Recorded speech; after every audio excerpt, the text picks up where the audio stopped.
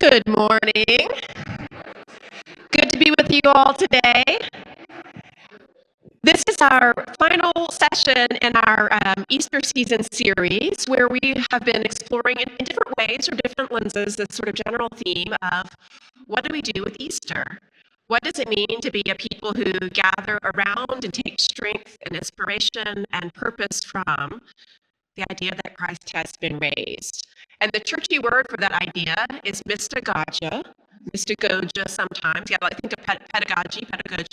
And it's about, how do we, when we contemplate these holy mysteries, how does it shape our lives and where do we go from there? So we've asked different people to take a slant on that different times. And our dear friend who needs no introduction, and yet I am going to set him up. We have our wonderful friend, James Dennis, who is a poet and author and Dominican, and just a heck of a lot of fun, a wonderful observer of life and a real servant. And so we asked James to think about interpreting that for us, whether in his own life or in the world at large. And so I'm going to hand it over to you, and I can't be held responsible for what happens next. Thank you, James. Well, good morning, everybody. Good morning. I'm supposed to talk to you this morning in our series on mystagogia, the process by which we are led, particularly during the Easter season, deeper into the mysteries of the faith.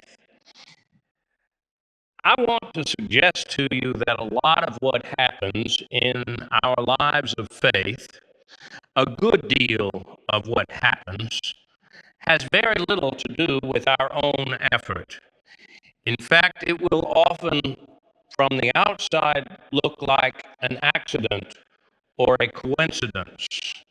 And thus, the subtitle of this talk is The Spirituality of Dumb Luck. Let's start with a couple of biblical examples first. I thought we'd begin with the story of Moses. We pretty much know this story. Back when the Hebrew people were kept as slaves in Egypt, the Pharaoh decreed that all of the male children would be killed. But Moses' mother, being sly, like mothers can be, placed him in a basket on the River Nile.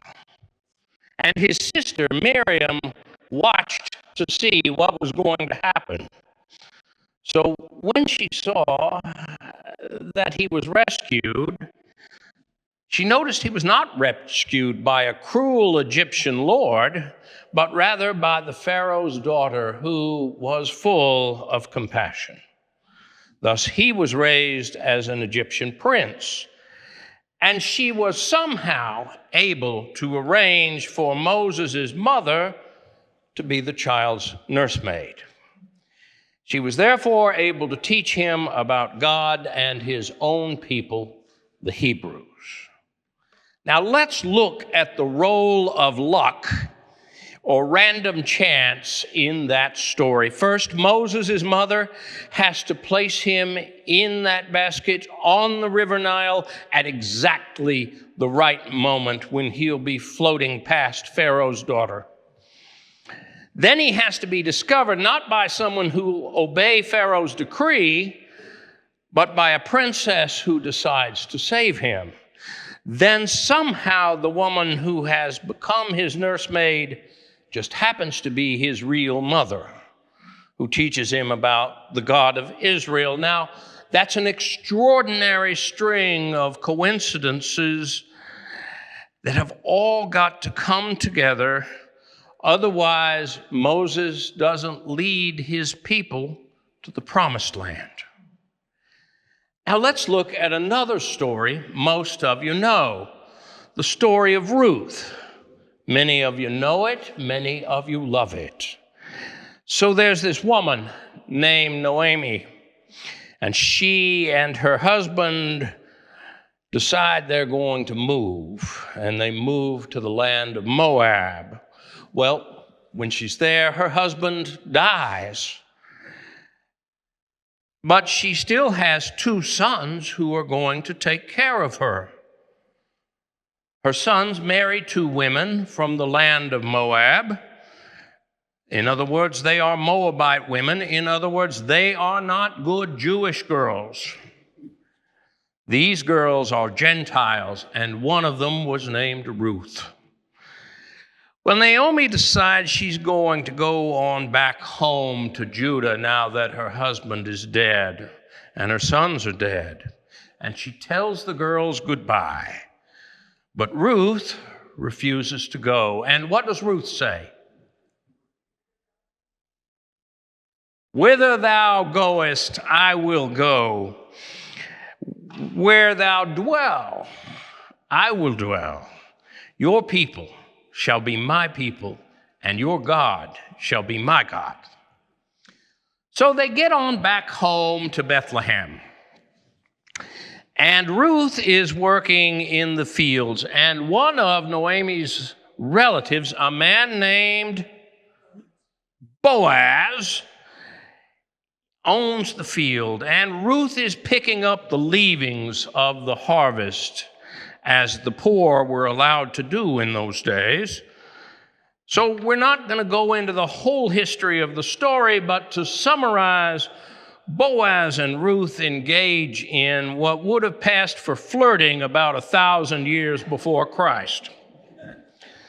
Well, y'all are smart people. It doesn't take long to figure out that they fall in love. And they marry, and they have a son.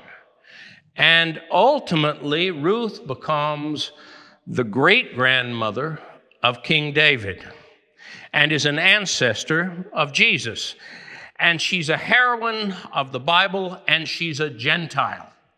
And that's how Jesus has Gentile blood in his family. But let's just look at the coincidences that happen in that story. If Naomi doesn't move to Moab, if her son doesn't marry Ruth, if Ruth and Naomi's husbands hadn't died, if Ruth hasn't decided to move on back home to Judah, and if Ruth hadn't been gathering grain in Boaz's field that day, maybe no David, maybe no Jesus. So there's an awful lot of biblical stories of this sort of string of coincidences, and we don't have time to talk about all of them, but let's look at one more. Again, it's a story most of us know, and I want to look at Luke's version. Now, this happens right after Jesus calls the disciples, and they're all... By the way, if you look at that story, that's nothing but chance events too, right? They just happen to come back from fishing and not having caught anything as Jesus is walking by. But we'll talk about that another time. After Jesus has gathered his disciples, he's at a home in Capernaum. Most scholars think it's Peter's home. And as Luke begins the story, he makes the whole thing sound like one great big coincidence. Now listen to what Luke says. Now it happened that Jesus was teaching that day, and the Pharisees and the teachers of the law who had come from every village in Galilee, from Judah and Jerusalem, were sitting there. And the power of the Lord was there that he should heal. This just sort of happened that way, right? So everyone is hanging around, including these great big crowds, and some men try to bring Jesus a paralyzed man, and they can't get in to see him because the crowd is so big. And they cut basically a hole in the roof of the house and lower the paralyzed man down into the room with Jesus. And Jesus tells this man that his sins are forgiven. This upsets the Jewish authorities to no end. When Jesus tells the man then, well, okay, then grab your mat and walk, all are amazed and they begin to glorify God. So in order for this story to come together, a number of events have to coincide. Peter has to accept Jesus' call to be one of his disciples, and then he has to invite Jesus to his home. You've got to have all the Pharisees and the teachers of the law there, and then these friends have to have the audacity to lower this paralyzed man through the roof. And at least some of the crowd have to muster enough faith and wonder to accept this remarkable event that they're seeing. So I want to change gears real quickly and talk for just a few moments about my own story. So I was, many years ago, a partner in a large law firm in El Paso. I was the head of the litigation section. I was trying major lawsuits, and I'd had remarkable success in my career. I did not have much of a spiritual life. In fact, I really had no spiritual life at all. I had not been to Mass in 20 years. I didn't have a prayer life. I didn't take the sacraments. I didn't go to communion. With one exception, the only sacrament I continued to practice was confession. And every now and then, I would go and make my confession. I did that rarely, though. I was not living an especially wicked life, but if you had asked me at the time, I would have said that I spent most of my money on good whiskey, fast cars, and golf, and the rest of it I wasted. I kind of lived by the rule that whoever dies with the most toys wins. And I was actually kind of smug about it. So I had a young lady who worked for me. She was a very fine young lawyer, and she worked almost exclusively for me as my associate. Remarkably gifted young lawyer. She was brilliant. And she had been kind of sickly for a month or so and had a persistent cough, and then there were a few bruises on her arms that really weren't healing. So one day, I convinced her to go with me to the emergency room, along with one of her good friends who was also a lawyer at our firm. We were there for a long time, in the emergency room for several hours, and I was with her when the doctor came back and told her, "Lisa, you have acute myelogenous leukemia."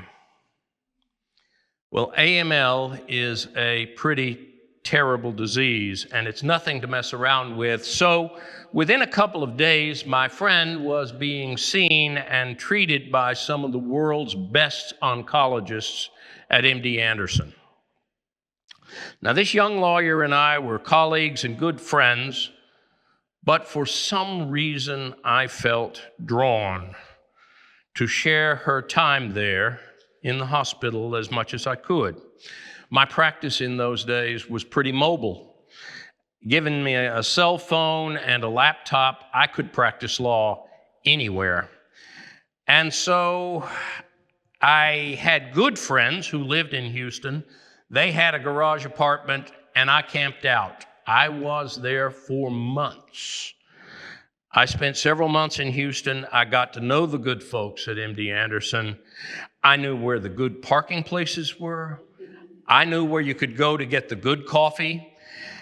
And I got to know several of the other families who were there in the family room, also staring down a terminal disease. And while I was there, I did a lot of reading, and I did some thinking, which was unusual for me in those days. And I remember that I read a book called The Care of the Soul by Thomas More. And as my friend went through several courses of a really dreadful treatment, I began to learn about the importance of knowing exactly where the trash can was in case she had to throw up. And I learned what a sacred blessing ice chips can be in a situation like that.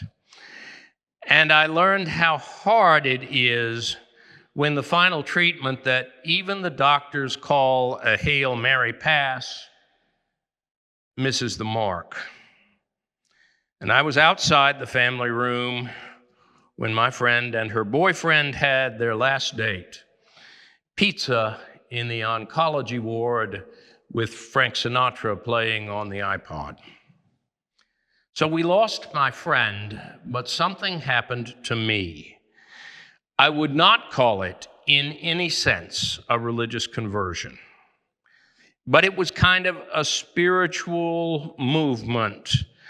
I had taken the time to examine my life and had been forced to deal with that dreadful question, is this all there really is?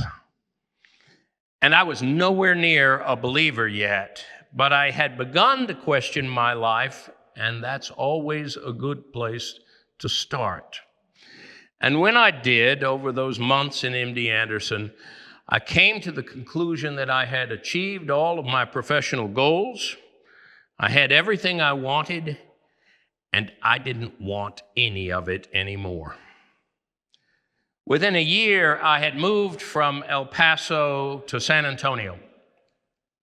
Within a month of that, my godsons had convinced me to come to church with them, and I walked into my very first Episcopal church. Within 2 weeks of that, I was teaching adult formation classes. Yeah. And then a whole avalanche of things happened that I did not plan for, couldn't have imagined. And honestly, if you had given me the choice 3 years ago, I would have said no, thank you. So a quick review of the accidents that had to come together for my life to end up where it did. This young woman had to come work for me, and I had to feel strangely drawn to be with her during her illness, some 750 miles away from my home and my office. And then I had to do some serious soul searching, which really wasn't my strong suit back then. Yeah. And I had to feel a spiritual awakening. And then I'd have to move to San Antonio, follow my godsons into church one day, and then, like the bull riders I had always admired, I had to hang on for 8 seconds or at least get off before I got seriously hurt. None of that was planned. Not in any sense that would look organized or directed. At the time, it all looked like random chance, like an accident, like dumb luck. Now, looking back, if I squint just right, I can sometimes see a bit of grace, a bit of God's hand at work in my life. But if you're anything like me, and unless you're some sort of giant in the field of divination or a spiritual ninja, you realize that you can only see grace in your life in hindsight. Very few of us can see it while it's going on. Most of us really can't notice grace while it's happening around us. I don't know. Maybe that's because it is constantly sustaining and nourishing us, and so we don't notice it the way fish don't notice water around them. So maybe these moments really aren't luck, and maybe we're able at certain points in our life to swim with the divine current instead of swimming against it, as I have so often in my life. So before I turn this over to you guys to talk about, I thought I'd share 2 insights from real spiritual ninjas And the first of these is from Thomas Merton. He said, "You do not need to know precisely what is happening or exactly where it is all going. What you need is to recognize the possibilities and challenges offered by the present moment and embrace them with courage and faith and hope." So that whole notion of not needing to know where this is all headed is what I think feels like luck as it's going on around us. Or to put this in the words of my former spiritual director, Bishop Hibbs, James, in a very real sense, your sanctification is none of your damn business. And there is a sense where what we need to do is to rely upon the notion that something is going to be placed in front of us that matters to us. What the difficult part, and let me tell you what I'm not saying, not every event that happens in our lives do I believe is God sent in order to make something happen. If somebody steps on my foot on the subway, I don't think that's God talking to me. Somebody stepped on my foot. But sometimes there are these events that are meant for me to stop and take notice of what's going on. And the gift of telling those two events apart is called discernment. And it only happens in silence and thinking about our lives. So maybe I don't need to know, as Merton said, if these events that are happening around me are divinely inspired or are just dumb luck. Maybe that sort of discernment will become clear in hindsight. And I need to trust that God wants good things for me, and I am God's beloved child. But the thing Merton said about facing our world and our spiritual lives with courage, that's some real wisdom there. And that's a profoundly difficult thing to do when you just found out that the young lady who works for you has acute myelogenous leukemia. And only through practice is one able to summon up that kind of courage. And as I think about luck and recognizing the sacred in our lives, we might remember something said by one of the greatest minds of the 20th century. Albert Einstein said that coincidence is God's way of remaining anonymous.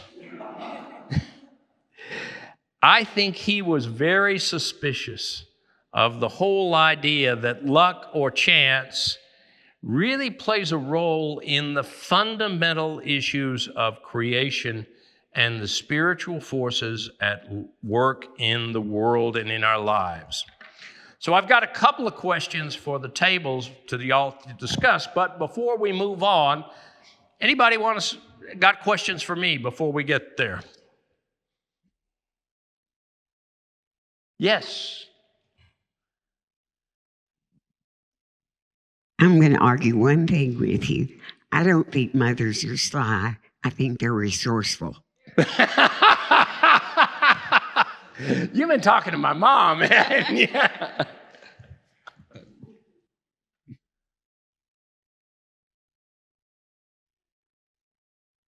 Okay, so if there's no other questions, let's talk about two that I want y'all to discuss at your table. And then we'll come back together and think and share our wisdom that we have gathered. The first question is a pretty easy one. Where have you seen what looked like dumb work happening in your spiritual life? And the second one is related. How good are you at noticing grace when it happens? So, y'all share those stories at your table. We'll come back here in about 10 minutes. Okay, folks, we got about 10 minutes left. So I realize how risky this is. But Doug, what'd y'all talk about at your table?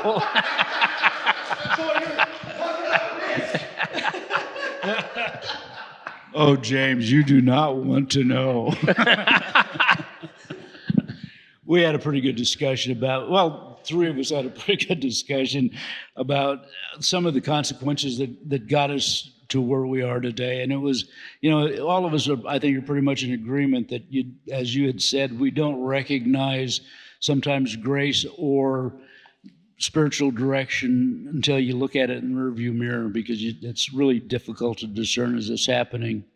And it's certainly impossible to plan for. Okay. How about this table? We were talking about how we became Episcopalians. We've all moved from different places and what happened, how we got here. So we were mostly talking about that and how God brought us to, or people and our friends brought us, or we moved, or circumstances happened, and how we're still growing in that.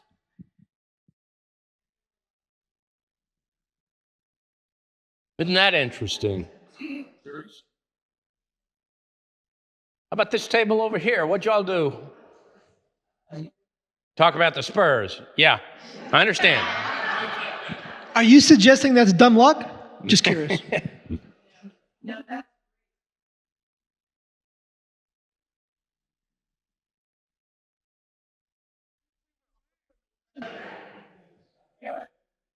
Okay, so we had lots of discussions, which is why this is so hard to distill.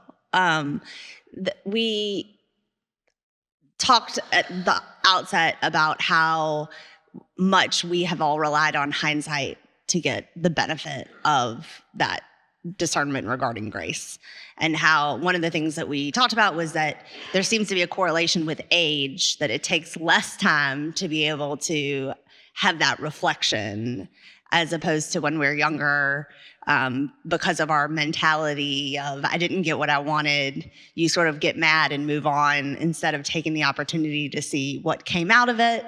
And then as you age, you are in a much better posture to be able to look for the opportunities to view grace and the occurrences much more close in time than when you were younger. So that was our takeaway.